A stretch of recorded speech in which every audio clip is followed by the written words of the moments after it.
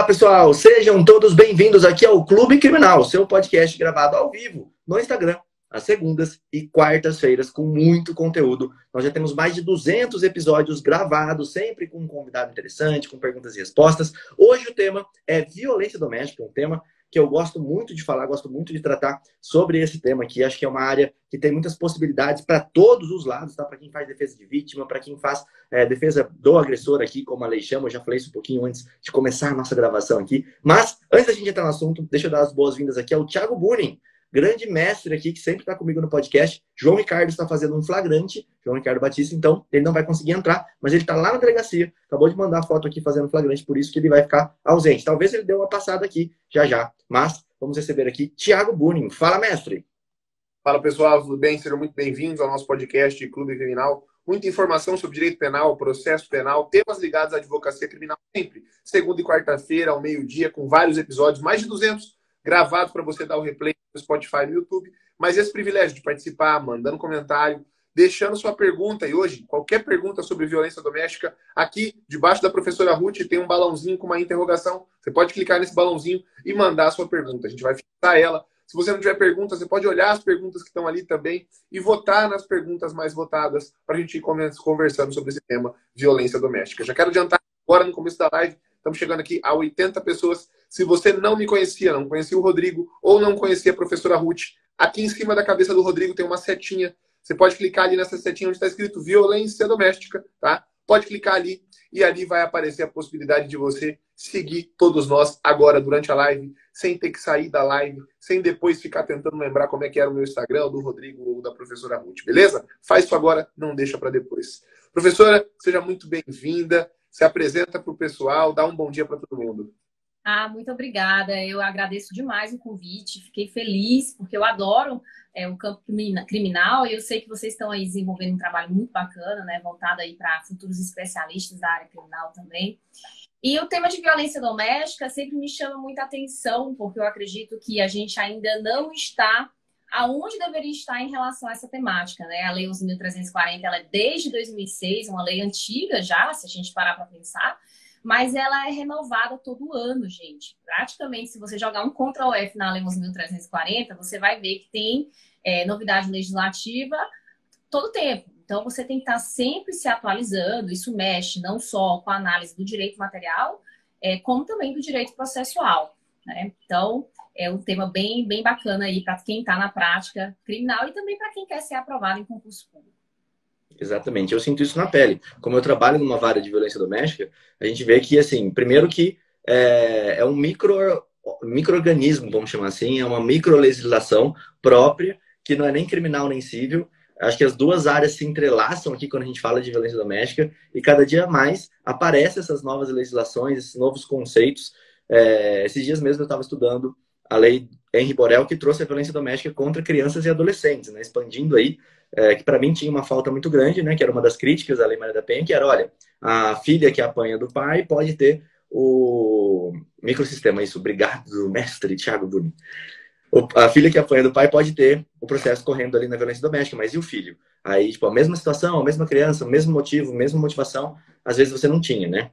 Bom, mas vamos entrar. Quero que você se apresente um pouquinho, falando o que você faz aí. A gente pode falar assim como eu brinco com o Thiago, que é literalmente nosso mestre aqui. Nós temos literalmente nossa doutora aqui. Não, Doutora, então, vamos lá, desculpa aí. Eu sempre mudo um pouco o foco, porque eu adoro violência doméstica, mas falando um pouquinho de mim, para quem não me conhece, né? Eu sou Ruth Araújo Viana, tenho o meu canal do Instagram também, onde eu forneço atualidades legislativas, dicas jurídicas, não só para estudo de concurso público, mas como também a prática criminal. Também tem um livro, e agora esqueci de colocar o livro aqui, de Direito Penal das Minorias e dos Grupos Vulneráveis, pela editora Juspódio, que eu trabalho num capítulo específico sobre a violência doméstica. Eu sou doutora em Direito Constitucional, especialista em Direito Penal e Processo Penal, Estado de Direito e Combate à Corrupção, mas isso tudo, gente, é só título, né?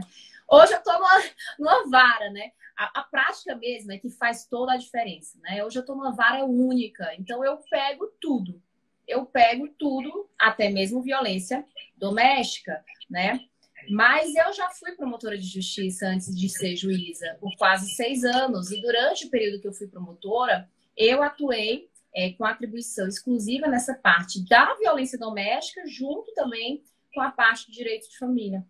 Eu gostei muito do que você falou, porque Lei Maria da Penha, ela é isso mesmo, é uma interdisciplinariedade entre direito penal, direito civil. Você vai estudar direito de família, você vai estudar a questão de divórcio, você vai estudar até direito processual civil. Olha aí, achou o livro. Perfeito. E aí, é muito bacana tudo isso, porque às vezes o advogado criminalista ele fala, não, eu vou focar no estudo só para penal e processo penal, execução penal, porque eu, né? Mas, gente, não é suficiente quando a gente vai para o procedimento especial da Lei Maria da Penha. Você precisa realmente estudar um pouco do direito civil, do campo do direito civil, do direito processual civil, no que tange a essa questão das relações familiares e tudo mais, porque isso vai ser cobrado dentro do processo criminal muitas vezes, né? Então, é possível que exista ali algum tipo de aproveitamento dos atos processuais, enfim, inúmeras outras situações que a gente sabe que o juizado específico, né, aquela vara especializada que a gente chama de juizado da violência doméstica e familiar, tem. E aí também isso muda de acordo com o local onde você está atuando. Se é numa vara única, se é numa vara especializada, vai ter muito reflexo para você, tá bom? Mas quem não me conhece, me segue lá no meu canal. Os meninos já disseram, aperta lá em violência doméstica, procura. E quem for meu seguidor, começa a seguir os meninos também. Muito bacana o canal, adorei. Show de bola. Bom, vou começar já com um assunto aqui meio polêmico, vamos dizer assim, que é o seguinte assunto, né? Eu tenho um curso voltado para defesa da mulher vítima de violência doméstica também, onde a gente mostra como é que funciona essa atuação do advogado, que é uma atuação que a Lei Maria da Penha obriga a ter uma defesa efetiva pela vítima, né? Então ela tem que ter um representante. A defensoria nisso, ela é muito falha ainda na maioria dos locais, então não tem essa representatividade. Aqui em Campo Grande a gente tem isso, mas dentro do estado, aqui de Mato Grosso do Sul, por exemplo, é só em Campo Grande que a gente tem as defensoras da mulher, tá? No resto do estado não tem. Então é uma abertura muito grande para o advogado aí poder atuar nessas questões. Onde eu quero chegar aqui? Eu vejo muitos relatos de advogado pelo Brasil inteiro, justamente em cima do que você estava comentando, doutora, que eles encontram uma resistência muito grande de magistrados, principalmente quando não são varas especializadas, de aplicarem, por exemplo, medidas protetivas patrimoniais. Os juízes, eles falam, olha, isso aí você tem que resolver lá no cível, isso aí você tem que resolver lá na partilha de bens, isso aí você tem que resolver numa medida na área de família. Eles não, parece que eles não querem aplicar isso. Você sente isso dentro da magistratura? Como que você vê, assim, essa parte da aplicação mesmo de medidas protetivas nesse aspecto? Vamos lá. A gente sabe que o rol de medidas protetivas de urgência, ele é meramente exemplificativo. Então, a gente sabe que vai ter que existir uma medida que seja suficiente para proteger aquela vítima naquilo que ela está mais vulnerável naquele momento. Eu também sou professora, tá? Da ESMARN, da Escola de Magistrados do Rio Grande do Norte, e também da Escola do Estado Judicial do Amapá, em relação à violência doméstica. Então, eu tenho o meu curso para os magistrados. Agora, essa questão da resistência, que eu não posso dizer se efetivamente é uma resistência do Poder Judiciário, porque aí eu teria que fazer uma análise global para ter certeza se é isso que está acontecendo mesmo. Mas, pontualmente, a gente pode ter alguma circunstância, alguma situação em que o colega ele não entenda como necessário naquele momento aplicar essa medida patrimonial, né? Agora, para estudos jurídicos, para fins de ensinar, a gente está, assim, já aplicando medidas protetivas de urgência, inclusive no âmbito patrimonial, se a vara ela é especializada. Se está tendo esse declínio e para fins de análise, né, de alguns outros aspectos patrimoniais, eu acho que cumpre também o papel do advogado criminalista que fazer um reforço, até mesmo teórico, sobre o caráter singular da Lei Maria da Penha, porque muitas vezes o que é que acontece, né? E eu gosto de dizer isso para todo mundo que trabalha com a prática. Você tem que sempre levar em consideração o local onde você atua e também o âmbito de atuação do magistrado. Por quê? Porque isso que você falou pode acontecer com um colega que, por exemplo, não está tão atualizado em relação à Lei Maria da Penha. A gente sabe que nós temos que nos atualizar, a magistratura faz cursos de aperfeiçoamento todo o tempo para os magistrados, mas às vezes é tanta coisa para se atualizar que a pessoa não consegue, né? E a gente sabe, por exemplo, em varas que tem mais de uma competência, que não são varas específicas, né? Quando a gente tem o juizado da violência doméstica em si, eu acredito que seja muito raro que isso aconteça, sabe?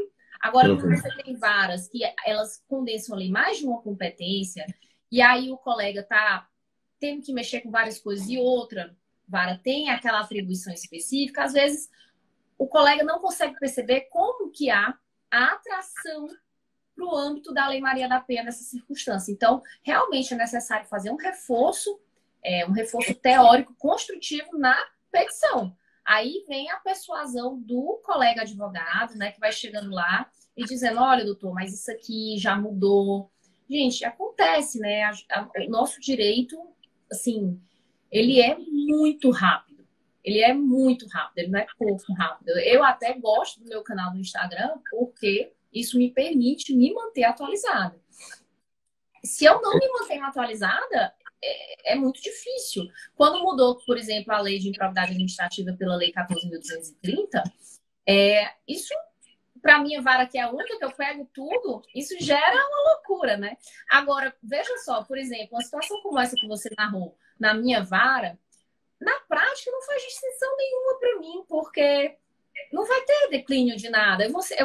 Vai ser o mesmo julgador, eu vou continuar julgando aquele processo. Então, eu penso que o advogado ele tem que expandir os horizontes dele para sempre perceber onde ele atua, para sempre ter esse know-how, assim, estou atuando com quem, qual é a atribuição, qual é a competência desse magistrado, o que pode acontecer se eu fizer um pedido meramente apresentar o pedido, mas não explicar a razão do porquê eu estou pedindo isso, o que está por trás disso, porque às vezes tem muitas peças que trazem muitos fundamentos, mas pouca parte fática.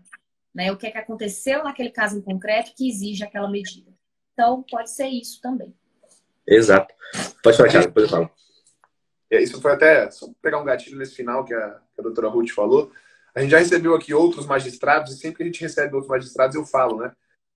Para os advogados, a gente tem que ouvir mais os juízes, ouvir mais os magistrados para saber como é que a cabeça deles funciona, porque isso ajuda você, advogado, a escrever e pensar de uma forma mais convincente, mais persuasiva, né, para os magistrados. E a doutora Ruth falou uma coisa aqui que não foi a primeira vez. Outros magistrados já vieram aqui e já falaram isso. Acho que o Zé de Andrade, que é grande amigo nosso aqui também de Campo Grande, já teve aqui isso. Salvo melhor juízo, o Bruno também já teve aqui, falou sobre isso. O Mário Balqueiro também. Outros magistrados que já tiveram aqui falaram sobre isso. Fatos. Né? O advogado se preocupa muito com a fundamentação jurídica da petição. Citação de doutrinas, às vezes citação de muita jurisprudência e etc. E às vezes o que convence o magistrado é o fato. Eu tenho um amigo que é ex-assessor de ministro no Supremo Tribunal Federal, não é mais assessor porque o ministro se aposentou, e ele fala, olha, no Supremo quando chega um HC, em regra, um HC, um recurso extraordinário é diferente, mas um HC, a gente sabe se a pessoa tem o direito na terceira página. E às vezes chega um HC com 20, 40. A gente sabe se ela tem o direito, eu sei se eu vou soltar ou não na terceira página. Então isso é muito importante para nós, advogados, começarmos a ver esse outro lado da moeda e pensar também assim. Né? O fato é muito importante. A fundamentação jurídica, óbvio, tem que estar ali, mas a fundamentação jurídica, em regra, se não for algo controvertido, algo novo, o magistrado sabe já. Né? O magistrado sabe já. Tem aquela frase antiga em latim, né? Dá-me o fato que eu te dou o direito. Dá o fato para o magistrado. O magistrado te dá o direito se você tiver. Né? Acho que isso é muito importante. Ô, Thiago, acho legal até fazer um complemento assim, em cima do que a doutora falou também, que é a questão da Lei Maria da Penha ser uma coisa muito específica.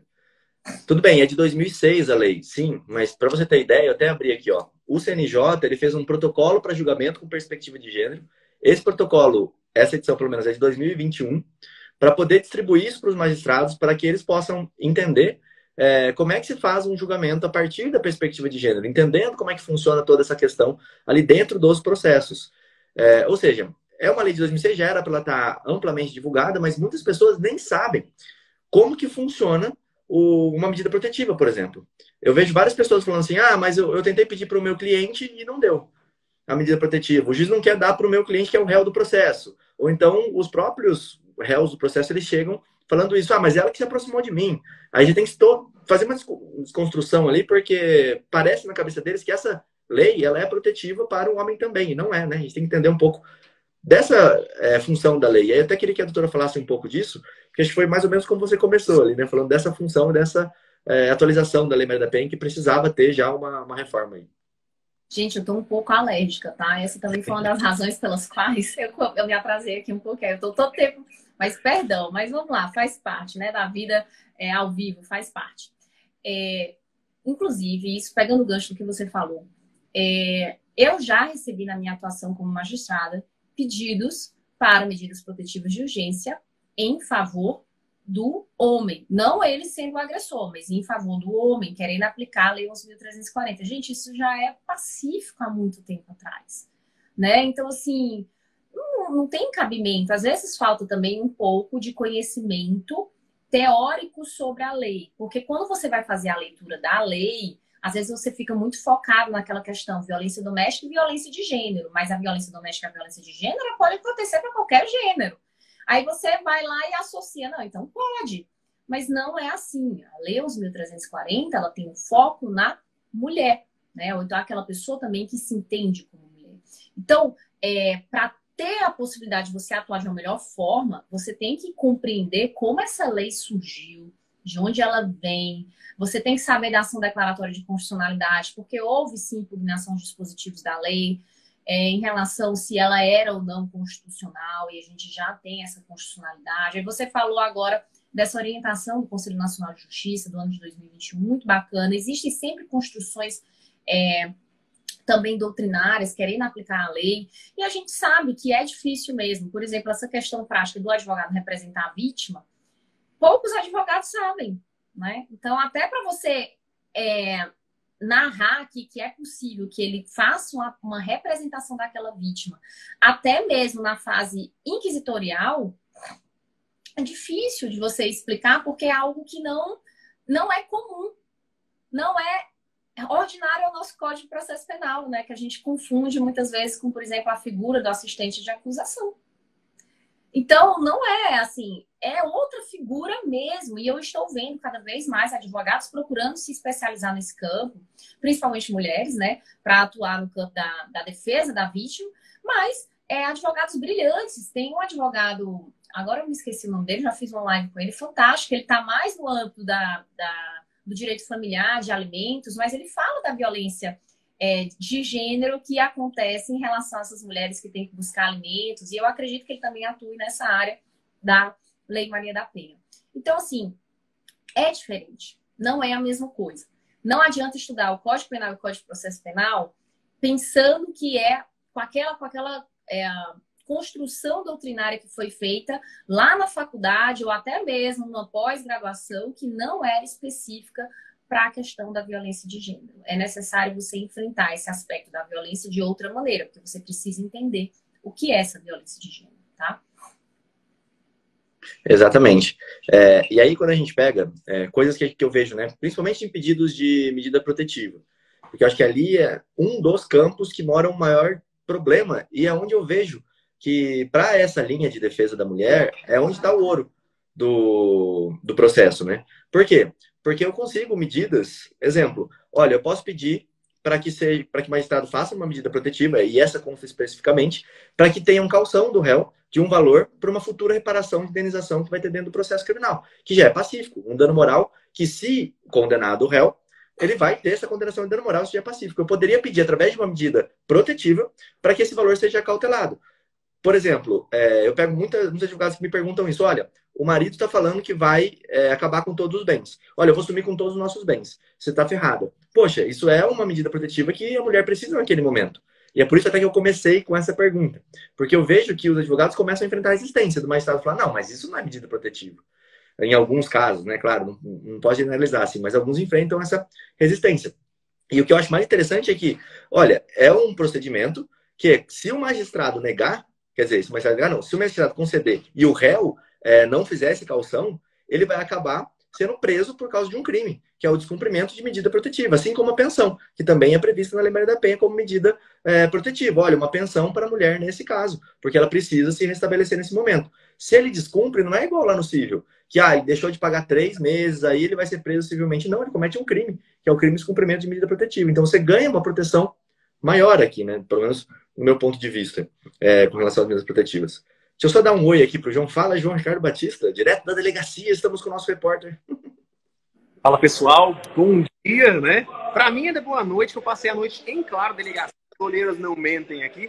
Prazer ter a doutora aqui no nosso encontro, né? Eu não pude entrar pontualmente, estou aqui no meio de um flagrante, 2 horas da manhã, amanheci na delegacia e aqui estou ainda esperando meus clientes. Já fiz todo o acompanhamento ali junto à Polícia Militar, agora junto ao delegado, caso seríssimo, né? A acusação posta tentativa de latrocínio em concurso de pessoas, e aí estou aqui passando rapidamente para notificar o meu público, claro, para vir para o nosso encontro e também para prestigiar nesses poucos momentos a doutora Ruth. Obrigado pela presença. Show de bola.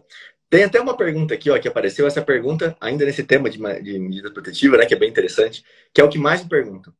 Olha, o juiz decretou a medida protetiva, eu estou atuando pelo réu agora. Que recurso que eu faço? Como que eu contesto? São vários tipos de recurso, né? Inclusive, a gente teve uma aula ao vivo, na época que o curso da Lei Maria da Penha na prática estava ainda acontecendo pela nação jurídica, com os advogados em relação a isso. Porque como o campo das medidas protetivas de urgência, ele é um rol exemplificativo, e às vezes ele vai afetar o direito de ir e vir do agressor, né, do suposto agressor, aí, se você afetar o direito de ir e vir, você tem um tipo de recurso. Mas se não, você vai ter outro tipo de recurso. Então, é necessário fazer sempre essa análise, né? De como é que vai ser. Até mesmo é cabível, por exemplo, a depender da medida protetiva de urgência estabelecida, o HC. Algumas pessoas dizem que seria possível o HC, né? Então, agora, veja só. Outro ponto que é interessante em relação ao recurso, né? Hoje a gente vai falar sobre tudo, a gente não vai conseguir, né, tirar todas as dúvidas, mas é interessante perceber também como o tribunal onde você está atuando entende como são esses recursos. Por quê? Por isso que eu falo, sempre preste atenção no seu campo de atuação. Por quê? Porque como há divergência, e essa divergência ela não é só doutrinária, como também nas decisões judiciais, e não existe um canto que diga, olha, existindo a medida protetiva de urgência tal, você tem que fazer o recurso tal. Não existe. Você vai fazer tudo por analogia, você vai fazer um preenchimento de lacuna, tá? Então, você tem que tomar esse cuidado para ver como o teu tribunal pensa, se ele vem recebendo ou não. E eu sempre digo o seguinte, como é um campo de divergência, se você encontrar divergência, coloque lá na petição, coloque lá, aceite pelo princípio da fungibilidade, o recurso, não considere erro grosseiro, porque pode acontecer. Agora, se você antecipa isso para o julgador, dizendo que, ó, qualquer coisa aqui aplica o princípio da fungibilidade para mim, você já está dando a entender que não há um consenso. E existindo dissenso, é prudente o conhecimento do recurso, né? Porque aí você não vai falar em erro grosseiro propriamente dito, tá bom? Mas é lógico que o manejo dos recursos aí, eu acho que a gente precisaria ter mais uma hora para falar só disso, porque realmente vai mudando de acordo com a medida protetiva de urgência, né? E a gente tem divergência jurisprudencial, quando você for observar, você não acha isso nos tribunais superiores, você acha isso mais nos tribunais locais mesmo. Então, por exemplo, um tribunal como o Tribunal de Justiça do Estado de São Paulo, que é gigante.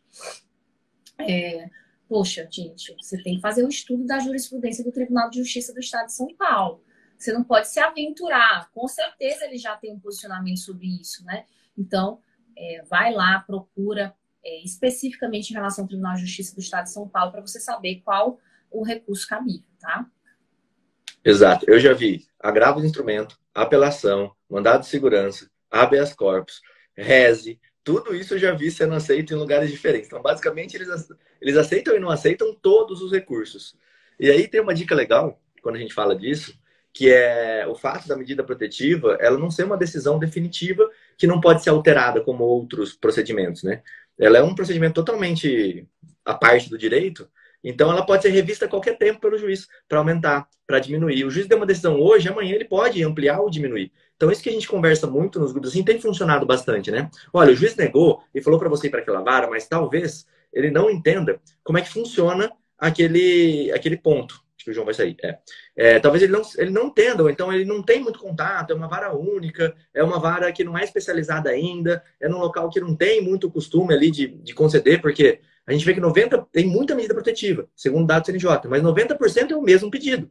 Ninguém vai e faz um pedido diferenciado. Então você vai refaz aquele pedido mostrando as razões. Olha, aqui está a mensagem do réu falando que está assumindo com um patrimônio, ou então ao contrário. Olha, aqui está a mensagem da vítima falando que iria prejudicar a vida dele e afastar ele dos filhos, que ela ia ir lá e contar para o juiz que aconteceu um fato que não aconteceu. Acho que o Thiago até tem alguns casos bem interessantes, né, Thiago, de medida protetiva que foram concedidos aí. Não sei se pode falar ou não. Qual o caso? Aquele do rapaz que estava... ele que teria apanhado na situação, foi concedido uma medida protetiva. Lembra disso ou não? Você conversou comigo disso, enfim. Lembrei. Bom, teve um caso aqui no escritório, muito doido, né? Uma briga de namorados, mas depois da discussão entre o casal, o rapaz tomou um esculacho, mas uma surra forte mesmo, de pessoas que estavam na festa, de amigos da menina, né? E depois entraram os dois num ambiente de conflito assim gigantesco, né? Por conta do término do relacionamento, um não aceitava, o outro não aceitava, e etc e tal. BO instaurado por conta da agressão do rapaz, BO instaurado porque a menina alegava que também tinha sido agredida antes por ele. O BO da menina acabou que nesse momento já foi arquivado, inclusive ela responde por uma denunciação caluniosa. O BO da menina é mais complexo porque a lesão foi muito grave, talvez gravíssima. Talvez pode evoluir para uma tentativa de homicídio, etc., porque ele apanhou de 3 ou 4 rapazes mal, foi encontrado desacordado, com traumatismo craniano e etc., um troço bem grave. Mas o problema é que, após o término do relacionamento, a gente percebeu que estava tendo, até de certa forma, um stalking, né? Uma perseguição, porque ela não aceitava o término do relacionamento, né? E aí eu tive que entrar, foi a primeira vez que eu fiz isso, com um pedido de medida protetiva. Um pedido de medida protetiva dele em relação a ela. Não é medida protetiva, porque não cabe medida protetiva para o homem, né?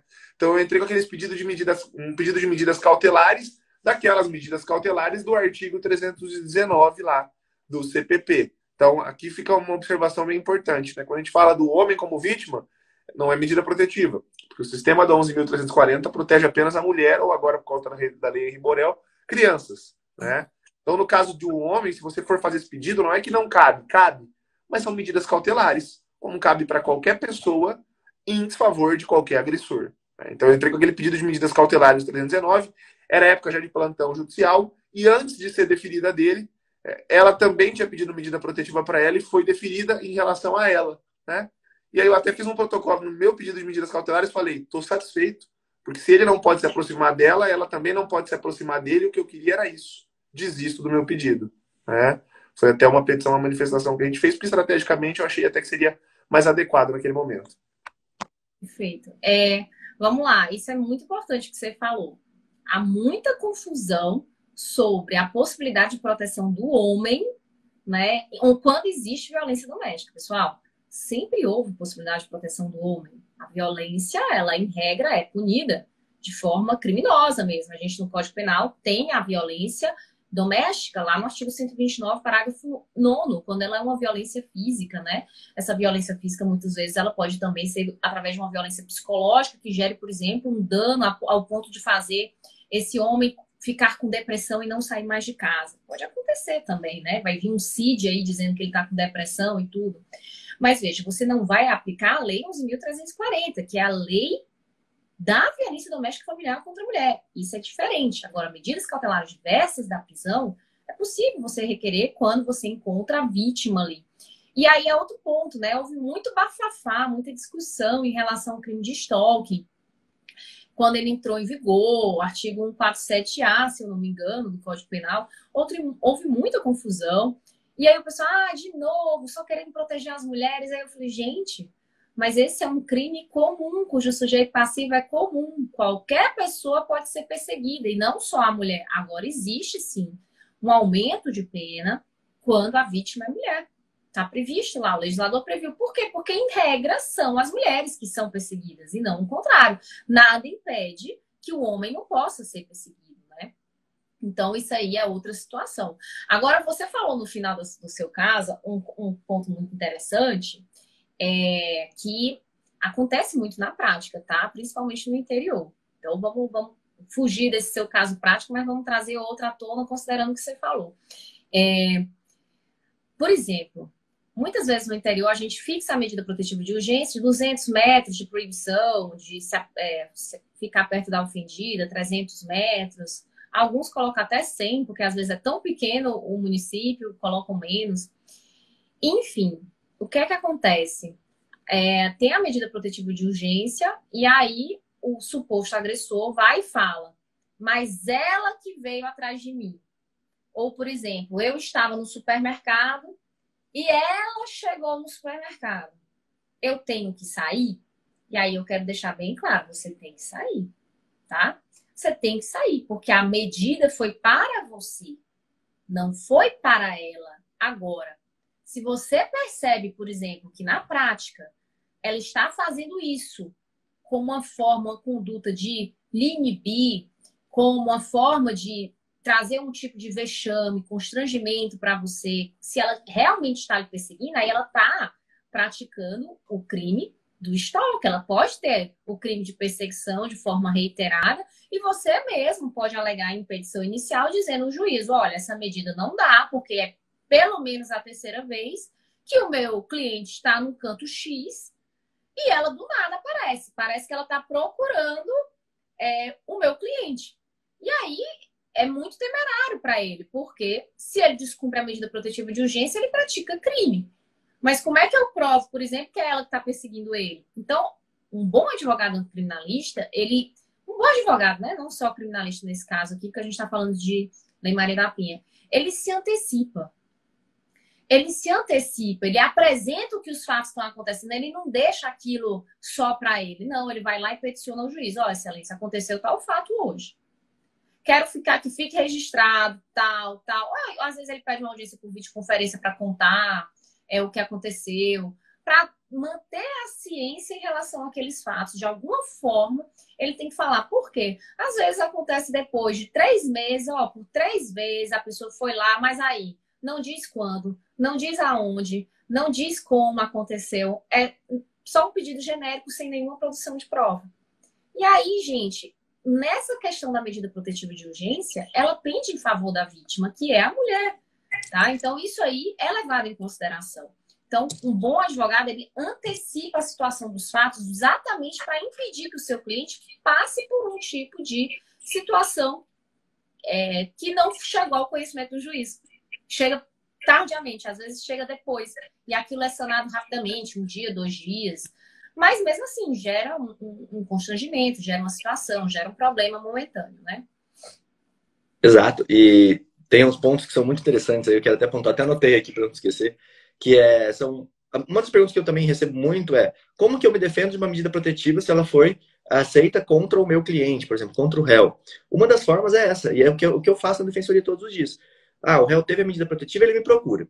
Eu vou explicar para ele, falo, olha, ela pode chegar perto de você, você não pode chegar perto dela. Mas como é que isso funciona? Se ela está te procurando, te mandando mensagem, chegando onde você está chegando, você vai fazer a produção de prova disso. Exemplo, você está num bar, ela chegou nesse bar, você tira o celular e grava. Olha, eu tô saindo do bar porque a fulana de tal chegou aqui e vai saindo, mostrando o que está acontecendo.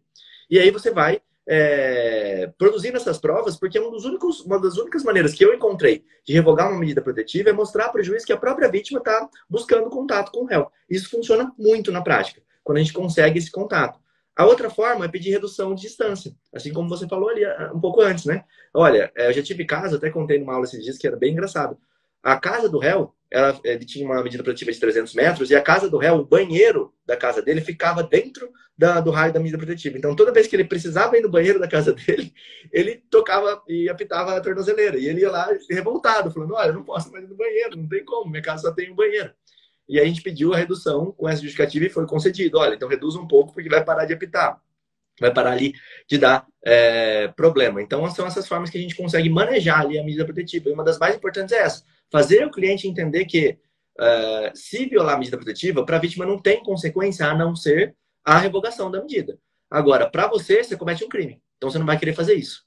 Ô, Thiago, você ia falar alguma coisa dessa? Eu sempre lembro dessa decisão, que é uma decisão muito interessante do STJ, tá? O HC 521622, decisão da sexta turma, tá? Eu grifei aqui, mas acho que sem o grifo fica até melhor para ler. Olha o que diz o item 2 da ementa, né? Ainda que efetivamente tenham acusado violado a cautelar de não aproximação da vítima, isto se deu com a autorização dela, de modo que não se verifica efetiva lesão, falta inclusive dolo da desobediência, né? Era aquele crime do 24A do descumprimento da medida protetiva, mas certamente aqui, né, tomaram a cautela de produzir a prova. Até é algo que a gente recebe essa pergunta frequentemente como advogado, talvez seja o que eu mais presto consultoria no escritório, é sobre essa questão, né?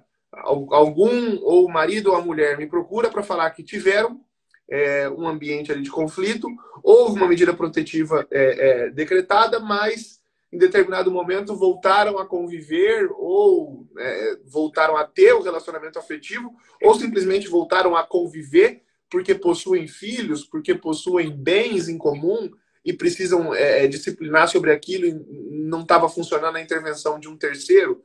Aí é sempre importante, né, demonstrar essa anuência da mulher prévia antes de algum contato e peticionar o magistrado, de repente, pedindo a revogação da medida protetiva, mostrando, olha, né, eu já vi vários casos do magistrado não querer revogar, mas, de certa forma, você produziu uma prova pré-constituída e prévia de que ela consentiu. Se, eventualmente, vier, né, a algum dia ser registrado um boletim de ocorrência de descumprimento da medida protetiva, você teria essa contraprova. Óbvio, né, que aqui também é preciso um cuidado. Pode ser que a mulher vítima, protegida pela medida protetiva, em determinado momento se desinteresse da medida protetiva e depois de um determinado momento se interesse novamente pela medida protetiva.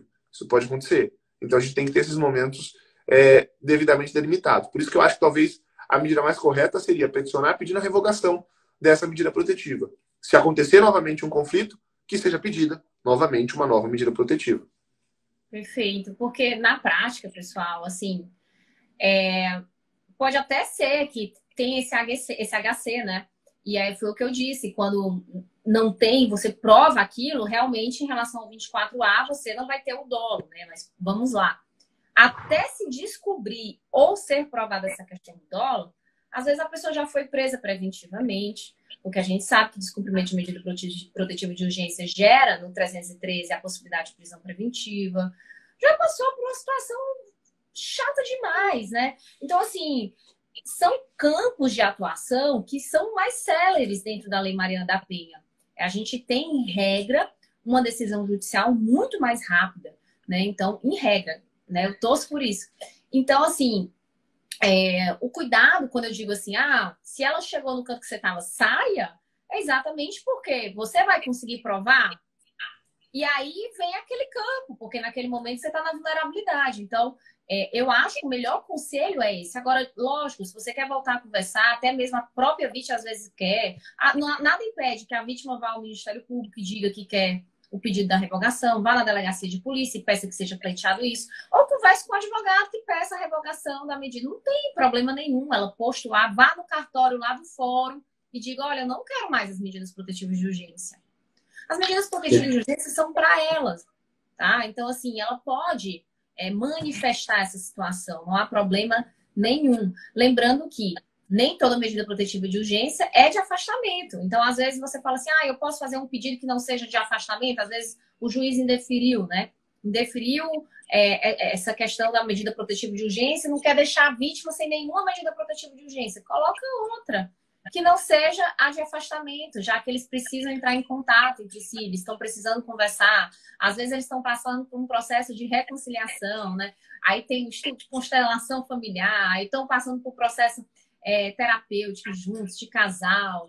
E é isso, gente. Relações familiares, relações domésticas, relações afetivas, elas não são resolvidas de um dia para o outro. Por isso que a Lei Maria da Penha é tão diferente e tudo que envolve campo familiar é diferente também, mexe muito com os ânimos da gente, mexe muito com a inteligência emocional dos envolvidos. Por quê? Porque você ainda tem apreço por aquela pessoa, geralmente. Aquela pessoa fez parte da tua história. é um campo de muito convívio, de muito contato. Então, vem uma decisão e diz assim, ó, a partir de agora você não pode nunca mais ver, nem falar com aquela pessoa. Às vezes, até a vítima mesmo não está preparada para isso. Quando ela percebe o que ela fez, que depois de uma semana, né, que ela conseguiu se acalmou, aí ela vê, não quero mais, mas aí eu vou me retratar do que eu pedi. O que é que acontece com essa minha retratação? Gente, se você não quer mais, se você não está com medo, se você acha que não há perigo, né? Se você acha, e lógico, seja aconselhado pelo seu advogado, por quê? Porque às vezes a vítima acha que não há perigo, mas tem muito perigo, tá, gente? Tem muito perigo, às vezes tem muito perigo. Às vezes realmente não tem, às vezes é outra situação. Então, você vai lá, você modifica essa estrutura e nada vai impedir que a vítima faça sucessivos requerimentos de medida protetiva de urgência se os fatos demonstrarem que essa medida é cabível, tá bom? Show de bola. Acabou virando uma live de medidas protetivas, vamos dizer assim, né? O pessoal tem perguntado muito e é mais ou menos no mesmo sentido, tá? Olha, a vítima fala para ele vir buscar a filha aqui na casa, e aí quando ele vai buscar a filha, ele tá se aproximando. Claro que essa tese que o Thiago falou, olha, tem uma mensagem da vítima autorizando essa aproximação, só que, se você é dirigente, você vai falar para o seu cliente, pede para um familiar ir buscar, pede para um amigo ir lá buscar essa criança. Não faça o seu cliente se aproximar, porque aí você nunca violou a medida. Agora, se você se aproximou, você violou a medida. Em tese, o crime é objetivo, que é descumprir a medida protetiva. Claro, estão surgindo teses, isso está em discussão, tem HCs favoráveis, mas é uma luta que a gente está tendo para tentar comprovar. Vários casos, exemplo, um motorista de ônibus que a rota de ônibus dele passava numa rua próxima dentro da medida de exclusão. Então, todo dia ele violava, mas não porque ele estava se aproximando da vítima, mas porque ele estava passando na rota de exclusão. Já peguei processo assim. Então, esses casos a gente vai ter que ver pontualmente, mas o ideal é não deixe se aproximar. E aí, em cima desse ponto que a doutora tocou, eu queria dar uma dica para os advogados, que é uma coisa que a gente sempre fala também, que é cuidado com o crime de tergiversação. Você não pode aconselhar partes opostas dentro do mesmo processo. Então, cuidado, olha, você está defendendo o réu, você tem procuração dele no procedimento criminal, você começa a atender a vítima e faz um pedido de revogação de medidas protetivas em favor dessa vítima. É controverso? Você tem uma defesa para falar que isso não é tergiversação, que eles não são partes opostas, que a vítima talvez não seria parte ali, quem é parte é o Ministério Público. Eu não entraria nessa briga, eu não assumiria esse risco. Então, qual que é o ideal? Olha, encaminha ela para um outro advogado, ou você mesmo indicar, ou se você achar que não é ético você indicar alguém, você pede para ela procurar. Porque vem muito, né? Inclusive na defensoria, aparecem os dois lá. Olha, nós voltamos, nós estamos aqui, nós queremos tirar a medida. O que a gente faz na defensoria? Eu não converso com vítimas. Eu falo para elas, olha, eu não posso atender a senhora, eu não posso conversar. Você vai lá no núcleo da defensoria que atende a mulher e faça o seu pedido lá. Aqui eu não posso atender. Eu tiro lá da sala, deixo o réu sozinho na sala e converso só com ele. Porque aqui a gente tem até um acordo, vamos dizer assim, porque já deu muito problema, da gente não fazer esse atendimento duplo. Porque senão a ideia era que o defensor está forçando a mulher a tirar a medida. E isso ficava ruim, né? Então são estratégias que dá para ser requerida aqui dentro do processo. Que o ideal é você pedir para tirar essa medida. Eles reconciliaram, o que eu vou fazer? Pede para tirar a medida, é o primeiro ponto. Às vezes o juiz vai negar? Vai, pede aí a audiência de justificação. Foi um dos pontos que a doutora falou ali atrás. Pode ser pedido isso? Pode. E aí eu até queria fazer essa pergunta aqui. Você vê muitos casos de audiência de justificação, aquela audiência de acolhimento da vítima? Temos muito. A gente faz sempre, quando ela quer se retratar da representação, a gente tem sempre a audiência lá do 16, a gente conversa com a vítima, escuta a história da vítima. Muitas vezes a vítima já chega lá dizendo que não quer mais, que voltou, que se conciliou. Aí vem um ponto também, né? O nosso processo ele tem que ser mais célere, sabe? Infelizmente, são outras circunstâncias que impedem a celeridade. Não tem nada a ver, muitas vezes, com a conduta do magistrado, não. Tem a ver realmente com os cumprimentos, tem a ver também com a situação da mudança na comarca. Comarca no interior é muito comum ter mudança de julgador, então isso atrasa a pauta de audiência. Às vezes, dependendo do caso, que é mais dificultoso, mas às vezes acontece a gente escutar essa vítima depois de um ano do que aconteceu. Então, assim, poxa, aí a vítima, né? Eu acho que há um distanciamento. E é natural, um distanciamento que acontece, porque faz muito tempo, né? Então, assim, o quanto antes você vai ter a resposta mais fidedigna em relação àquele momento que aquela vítima está vivendo. Então, a gente tem sim. Nas capitais, é mais comum você ter todo esse processo bem elaborado, bem organizado, ter até mesmo a escuta dessas mulheres, uma oitiva especializada para escutar essas vítimas. Inclusive, a gente já sabe, né, que enunciado no Funavídeo, por exemplo, a possibilidade da gente obter aí o depoimento dessas vítimas em caráter antecipatório, já durante a investigação, para colher todos esses elementos com contraditório e ampla defesa, antes mesmo da formação do processo. Porque muitas vezes o que acontece com relação ao processo criminal é o quê? É que com o passar do tempo, aquela vítima não encontre mais razões pelas quais ela quer que aquele agressor seja punido na forma da lei criminal. Ela não encontra, às vezes, isso. E aí aquilo passa batido. E aí tem muita divergência doutrinária se deveria ser ação penal pública condicionada à representação, hoje a maioria, né, gente? É tudo, a maioria, não são todos os crimes, mas a maioria é de ação penal pública incondicionada, tá? Eu acho que sobra só ameaça, né? Eu não lembro se tem outro. Ameaça, perseguição. A perseguição também é condicionada à representação. Mas a ameaça, tipo assim, ameaça... Quase todo processo de violência doméstica tem ameaça. Então, assim, você tem um 16, muitas vezes aquele processo tem que parar ali, porque ela se retratou, mas em relação à violência corporal, a lesão, ele tem que continuar. Eu já vi, gente, na prática, pra vocês terem noção, colegas que entendem que a ação penal ali deveria, mesmo com a ação direta de inconstitucionalidade do Supremo Tribunal Federal, dizendo que a ação penal não é pública condicionada à representação em caso de lesão corporal leve, já vi que tem sim ainda, em alguns casos, a aceitação dessa vertente, e por isso que é tão difícil aplicar a Lei Maria da Penha. Porque ela mexe mesmo com as emoções. Todo mundo tem família, todo mundo já teve um relacionamento, todo mundo já passou por uma situação de desgaste emocional no relacionamento. Então pega todo mundo, né? E aí é fácil você criar empatia por alguma situação, mas aí o que eu gosto de dizer sempre, crime é crime, perdão é perdão, né? A gente não está analisando a pessoa na conduta de quem ela é, no sentido de dizer assim, poxa, um criminoso. Não, isso não é isso, gente. É um fato, sempre é um fato. Se a pessoa cometeu um ato que transgrediu a lei penal, é um fato típico, ilícito e culpável, e você não tem uma permissão para um perdão judicial, por exemplo, não existe isso. Inclusive, na Lei Maria da Penha, a gente não tem possibilidade nem da pena restritiva de direitos, né? A gente não aplica cesta básica, não aplica nada disso. Por quê? Porque já se sabe que existe uma cultura de violência de gênero, que ela é ainda acentuada no âmbito doméstico. Ela é tão acentuada no âmbito doméstico que agora a gente tem a Lei Edir Borel, porque a gente tinha essa falha, né, legislativa. Então, a gente precisa pensar nesses olhos. Mas às vezes a sentença penal vai desconstruir aquela família. Aí eu gosto sempre de pensar na repercussão de cada caso, nas consequências, e tomar os devidos cuidados, né? Porque a gente não pode generalizar. Primeiro, a gente tem uma reestrutura de acompanhamento dessas famílias, para ter. Se não tiver, outro ponto falho de política pública que deve ser melhorado. Mas, em segundo lugar, a gente tem que analisar, por exemplo, às vezes o cara ameaçou aquela mulher, né? Então, vai vir uma sentença penal condenatória pelo crime de ameaça. Quando chega, ela tem até o recebimento da denúncia para se retratar. Às vezes, quando dá lá, no final da instrução, ela pega, no final não, no dia da instrução, da audiência de instrução, ela pega e fala, não, mas eu não queria que esse processo seguisse mais. Vale uma sentença absolutória aqui? Legalmente falando, não há cabimento para uma sentença absolutória, no sentido de que se ficar provado que efetivamente ele ameaçou, óbvio, né? Por quê? Porque por mais que ela tenha perdoado ele, ela vai lá e diz na audiência de instrução, realmente ele me ameaçou, ele disse isso, isso e isso. Mas eu não quero mais que esse processo prossiga. A condição de procedibilidade, ela já foi preenchida, né?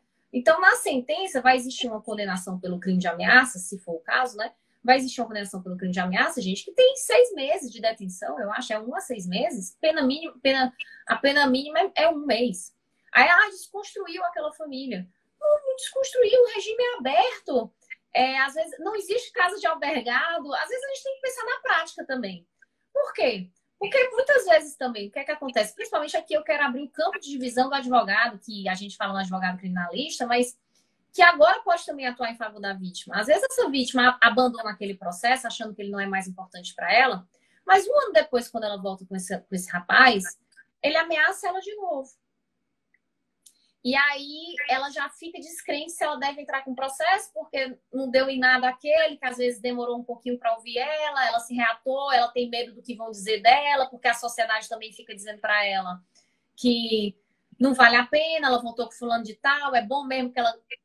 Tem gente que diz isso, que é um absurdo, né? Mas é bom mesmo que ela continue apanhando para ela aprender, tem gente que fala essas loucuras.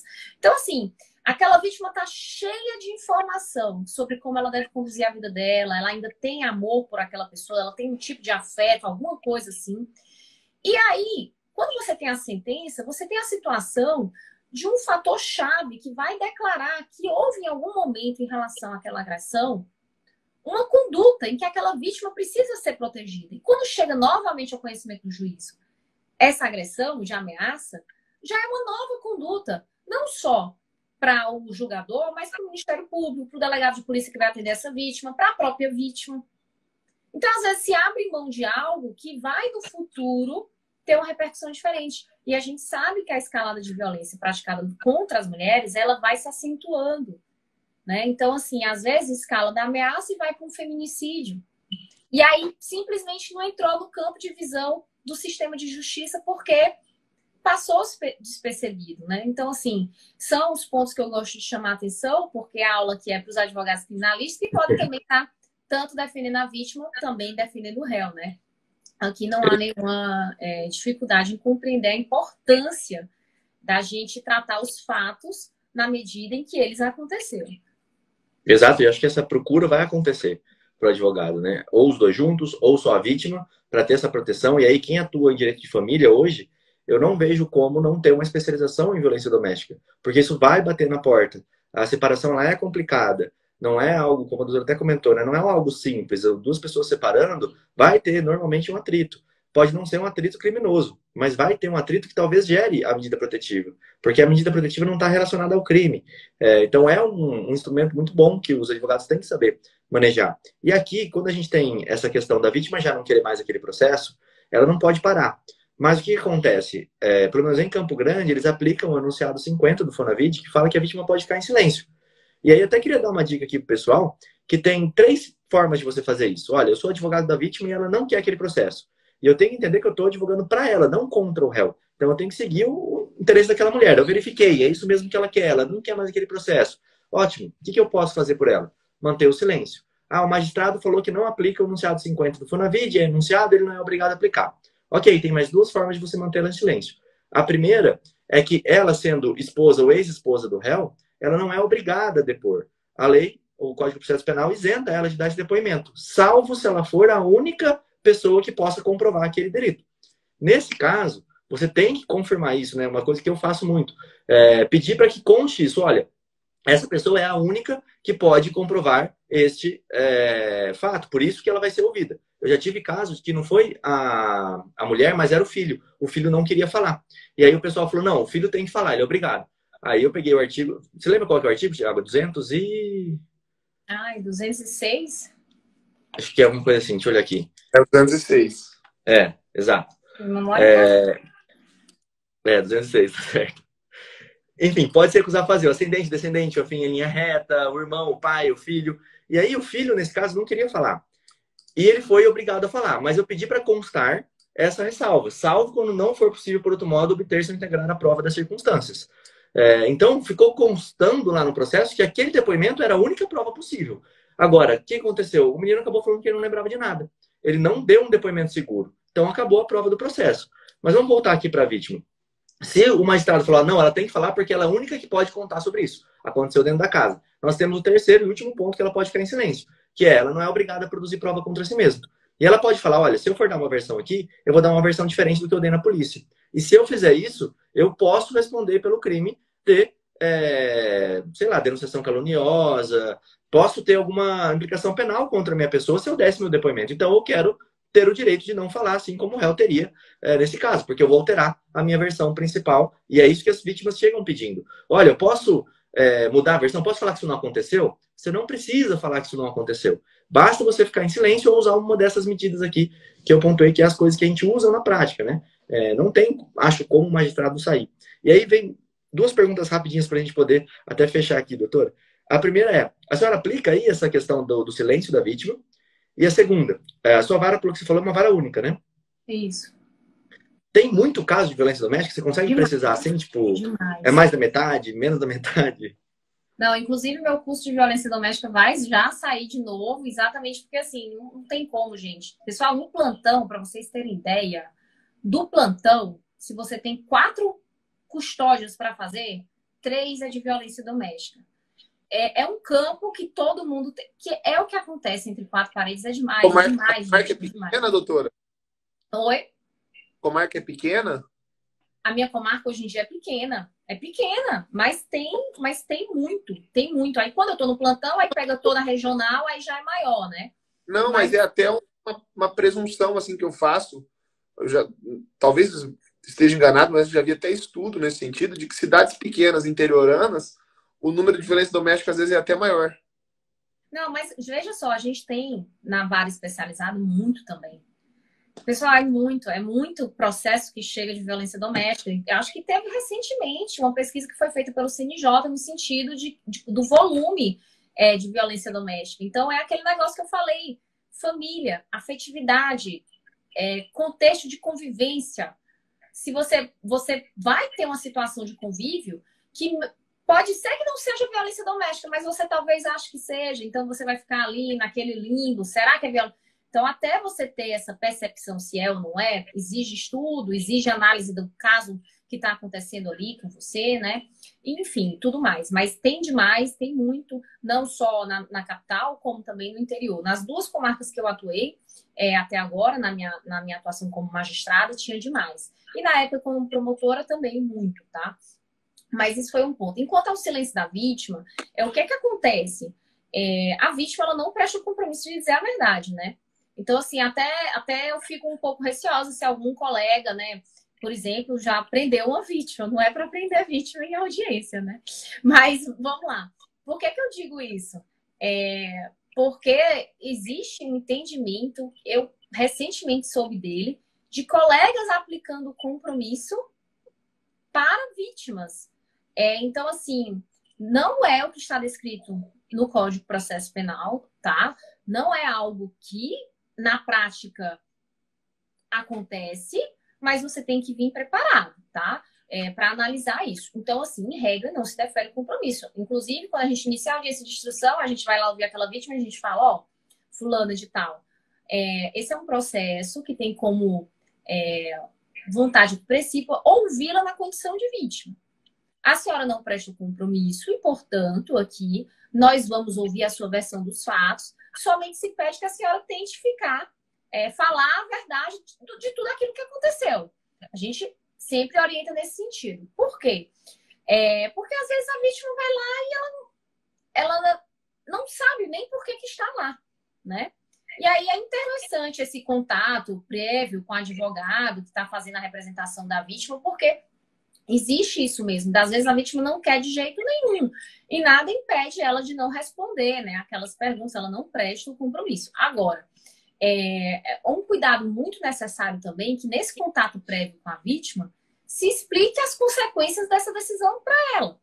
Uhum. Porque às vezes a vítima está passando por outros processos de violência em casa, ela já voltou a morar com o agressor, mas o agressor continua chantageando ela. Então, assim, me preocupa muito a escuta que é somente passiva e não a escuta ativa, no sentido de perguntar para a vítima, olha, mas você não quer prosseguir o processo simplesmente porque você voltou a morar com ele, tem algo mais aí, você acha que ele pode vir a voltar a fazer isso?